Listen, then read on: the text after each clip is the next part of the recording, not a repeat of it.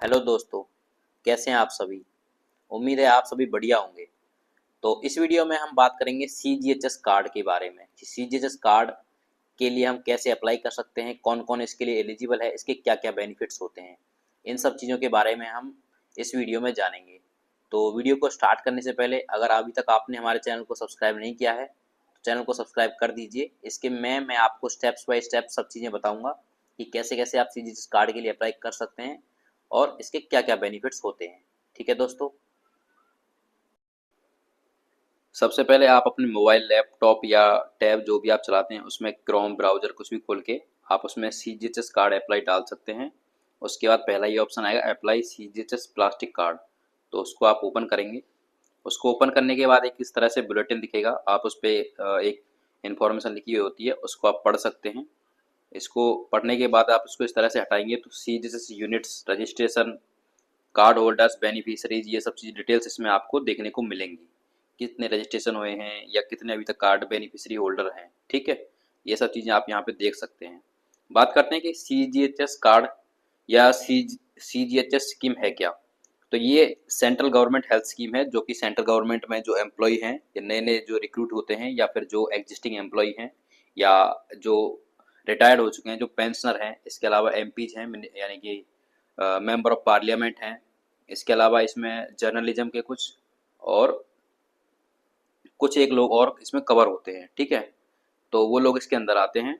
और इसमें क्या है कि आप जो सीजीएचएस के तहत इम्पैनल्ड जो डिस्पेंसरीज होती हैं, ठीक है, उनमें आप अपना ट्रीटमेंट आप करा सकते हैं ओपीडी के तौर पे। उसके अलावा आप वहाँ से जो आपको जो डॉक्टर वगैरह है आपका ट्रीटमेंट करने के बाद अगर वो आप किसी प्राइवेट हॉस्पिटल में आप इलाज कराना चाहो जो सीजीएचएस के अंदर आता है, उसके अंदर इम्पैनल्ड है, तो उसके रेफरेंस के बाद आप वहाँ भी अपना ट्रीटमेंट करा सकते हो। तो ट्रीटमेंट जो है आजकल कैशलेस ट्रांजेक्शन के तहत भी हो रहा है और आप कैश रीइंबर्समेंट का ऑप्शन भी होता है कि आप बिल पेमेंट कर दीजिए पहले, उसके बाद आप बिल की जो कॉपी है अपने ऑफिस में जहाँ आप काम करते हो वहाँ आप सबमिट कर दीजिए, तो आपको मेडिकल आपका क्लेम हो जाता है, ठीक है। तो मेडिकल फैसिलिटी काम प्रोवाइड कराने का काम करता है सीजीएचएस। अब बात करते हैं कि सीजीएचएस कार्ड है जो इसके लिए हम इसको ऑनलाइन किस तरह से अप्लाई कर सकते हैं। आजकल सरकार ने काफ़ी सारी चीज़ें डिजिटल बना दी हैं, तो डिजिटल होने के साथ ही सीजीएचएस कार्ड को भी आप ऑनलाइन अप्लाई कर सकते हैं, ठीक है। तो उसके बाद जैसे आप इस पर क्लिक करेंगे तो यहाँ देखेंगे कि ये थ्री डॉट्स पे अप्लाई सीजीएचएस कार्ड, तो इस पर आप क्लिक करेंगे तो इस तरह से आएगा। यहाँ पे आपको सबसे पहले अपना मोबाइल नंबर डाल देना है, फिर कैप्चा कोड डाल देना है। मोबाइल नंबर डालने के बाद आपके पास एक ओटीपी आएगा। ओटीपी आने के बाद आप उस पर लॉग इन करेंगे, ठीक है। जब आप ओटीपी डाल देंगे तो उसके बाद कैप्चा कोड डालने के बाद इस तरह से ये इंटरफेस खुलेगा जिसमें आप लिखा आपको दिखेगा कि apply online for plastic cards. इसमें दो ऑप्शन आपको मिलेंगे, न्यू एम्प्लॉयज या pensioners who are not CGHS beneficiaries, ठीक है। और दूसरा रहेगा एग्जिस्टिंग के लिए जिनको अपना कार्ड रिन्यू कराना है। तो हम पहले वाले ऑप्शन पर क्लिक करेंगे जो न्यू एम्प्लॉयज हैं उनके लिए, ठीक है। अप्लाई करने के बाद आप इस तरह से देखेंगे कि इस तरह से चीज़ें एक एप्लीकेशन फॉर्म आपके सामने खुल के आएगा। तो इसमें आप देखेंगे कि सबसे पहले है कार्ड होल्डर नेम। इसमें आप इंग्लिश में स्टार लगा हुआ है तो मैंडेटरी है, तो आप इंग्लिश में आपको अपना नाम लिखना है, ठीक है। आप कोशिश करिए कि जो नाम है आपका कैपिटल लेटर्स में लिखें ताकि कोई प्रॉब्लम ना आए। उसके बाद कार्ड होल्डर नेम हिंदी में है, आप लिखना चाहो तो लिख सकते हो, कोई मैंडेटरी नहीं है। बात करते हैं कार्ड टाइप की, तो कार्ड टाइप में देखिए जैसे मैंने बताया था कि इसके लिए कौन कौन एलिजिबल हैं, तो उनके जो नाम है वो इसमें आते हैं। जैसे सर्विंग एम्प्लॉयज जो गवर्नमेंट सेंट्रल गवर्नमेंट के अंदर जो सर्विंग एम्प्लॉयज हैं उनके लिए आपको सर्विंग क्लिक करना है। पेंशनर है तो पेंशनर्स, उसके बाद पेंशनर्स ऑटो, लोकसभा के एमपी, राज्यसभा के MP, x MP, freedom fighters, journalist या अदर्स या कोई और जिसको सीजीएचएस कार्ड की फैसिलिटी मिलती है। तो यहाँ से आप अपने हिसाब से सिलेक्ट कर सकते हैं। तो जैसे हम सर्विंग इसमें सिलेक्ट कर रहे हैं। उसके बाद ये आईसी नंबर होता है जो केवल एमपीज के पास होता है, तो वो इसमें डाल सकते हैं। डेट ऑफ बर्थ में आपको अपनी डेट ऑफ बर्थ डालनी है। जेंडर आपको अपने हिसाब से सिलेक्ट करना है, ठीक है।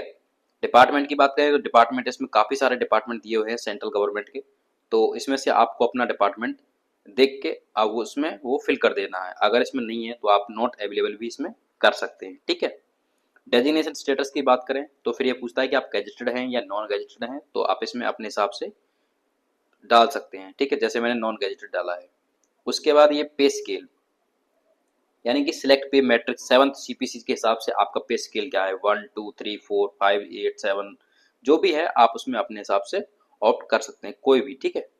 तो इस तरह से उसके बाद आपका अगर जिस सर्विस को टाइम हो गया है, आपका बेसिक पे है वो इंक्रीज हो गया है, तो उसके बाद आपको अगला बेसिक पे या उसके बाद का जो भी बेसिक पे है उसमें ये बेसिक पे डाल देना है, ठीक है। फिर है लास्ट पे, ये पेंशनर्स के लिए है, जो पेंशनर थे जिनको जिनको उनका लास्ट पे मिला था उसके हिसाब से है। बात करते हैं वार्ड एंटाइटलमेंट की। तो वार्ड एंटाइटलमेंट जब हम देखेंगे तो 3 ऑप्शंस आते हैं इसमें। पहला है जनरल। जनरल में अगर आपका बेसिक पे 36,500 से नीचे है तो आपको जनरल वार्ड मिलेगा। दूसरा, अगर आपका 36,501 से लेकर 50,500 के बीच में है तो आपको सेमी प्राइवेट। तीसरा, अगर आपका प्राइवेट अगर 50,501 से ऊपर है तो आपको प्राइवेट वार्ड वाला ऑप्शन सिलेक्ट करना है। तो आप अपने बेसिक के हिसाब से यहाँ अपना वार्ड सिलेक्ट कर सकते हैं। अब बात करते हैं ऑफिशियल एड्रेस की। तो ये जो ऑफिशियल एड्रेस है इसमें काफ़ी कन्फ्यूजन वाली चीज़ें हैं थोड़ा। इसमें कुछ लोग अपना जो परमानेंट होम एड्रेस है वो डाल देते हैं, कुछ लोग इसमें ऑफिस का एड्रेस डाल देते हैं। तो इससे कुछ ज़्यादा प्रॉब्लम आने वाली है नहीं। तो आप इसमें सबसे पहले तो अपना मोबाइल नंबर ही डाल दीजिए। तो मोबाइल नंबर, उसके बाद ईमेल एड्रेस ऑफिस का या अपना जो भी आप डालना चाहो इसमें डाल दीजिए, उससे ज़्यादा कोई प्रॉब्लम आने वाली है नहीं, ठीक है। सेम वही पिन कोड वगैरह डाल दीजिए आप अपना। रेजिडेंशियल एड्रेस की बात करें तो जिस टाइम जब आप इस कार्ड को अप्लाई कर रहे हो, जब आप, क्योंकि अगर आप इस कार्ड के लिए अप्लाई कर रहे हो तो जाहिर सी बात है कि आप एक सेंट्रल गवर्नमेंट के एम्प्लॉय हो नॉर्मली। तो आप कहीं रेंट पे रह रहे होंगे या खुद का घर है, तो आपको वहाँ अपना ये जहाँ आप रह रहे हैं वहाँ का एड्रेस डालना है, ठीक है। तो रेंट पे रह रहे हैं तो वो एड्रेस आपको डालना है, इसमें पूरा एड्रेस डाल देना है, सिटी पिन कोड वगैरह इस तरह से। तो फिर आपको एक कैप्चा डालना है लास्ट में, सेव एंड प्रोसीड करना है, ठीक है। सेव एंड प्रोसीड करने के बाद प्रोसीड का ऑप्शन आएगा। तो इसके बाद भी आपको कुछ ऑप्शन और दिखेंगे। जैसे उसमें आपको फैमिली की डिटेल्स आपको डालनी पड़ेंगी, फैमिली डिटेल्स आप उसमें एंट्री करेंगे, आपका ब्लड ग्रुप वगैरह। तो उन सबको डालने के बाद जितने भी आपके फैमिली मेम्बर्स वगैरह हैं जो डिपेंडेंट हैं उन सबको डालने के बाद आपके पास फिर आप उन डिटेल्स को एडिट भी कर सकते हैं। अगर कोई गलती हो गई तो एक बार चेक कर लें, उसके बाद आप प्रिंट आउट ले सकते हैं। तो प्रिंट आउट लेने के बाद आपको कुछ डॉक्यूमेंट्स हैं, ठीक है, कुछ डॉक्यूमेंट्स हैं जैसे कि आपकी जो डिपेंडेंट फैमिली मेम्बर्स हैं उनके आईडी कार्ड, आपका ऑफिस का आईडी कार्ड, और आपकी सैलरी स्लिप, आपका रेंट एग्रीमेंट के डॉक्यूमेंट्स, और इसके अलावा फैमिली डिटेल्स का एक फॉर्म होता है, वो सब चीज़ें आपको इस एप्लीकेशन फॉर्म के साथ अटैच करके अपने ऑफिस में या जहाँ भी आपका सीजीएचएस कार्ड बनता है वहाँ आपको दे देनी है, ठीक है दोस्तों। और अगर आपकी कोई क्वेरी है, कोई भी क्वेश्चन है तो आप कमेंट बॉक्स में ज़रूर डाल सकते हैं। वीडियो आपको अच्छी लगी है तो आप लाइक शेयर कमेंट कर सकते हैं। थैंक यू दोस्तों।